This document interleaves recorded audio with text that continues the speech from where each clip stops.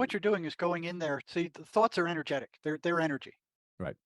and what happens when you hit a trauma like most of these veterans do is the ego takes it and it's painful. I mean, it's like when you stick your hand on a hot oven. You don't think about taking it off. It just leaps off by itself.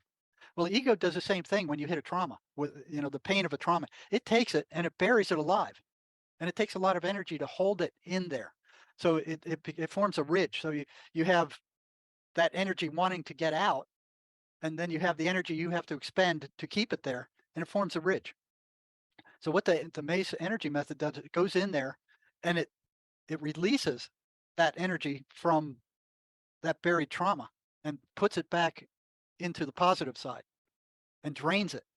So what happens is somebody buries some and commonly it's like somebody you hate. Okay, that's a negative identity that something happened to you earlier that makes you hate those kind of people. Right? And when any of them come around, they trigger you. You don't even know why, but you just don't like these people, and you stay away from them, and you fight with them, and you argue with them, and you know it's not good to be near them. That's a negative identity that's buried in there somewhere that this person is triggering. You know? And it keeps being triggered over and over and over again. The more it's triggered, the bigger it gets, and then the person starts considering it as part of their personality.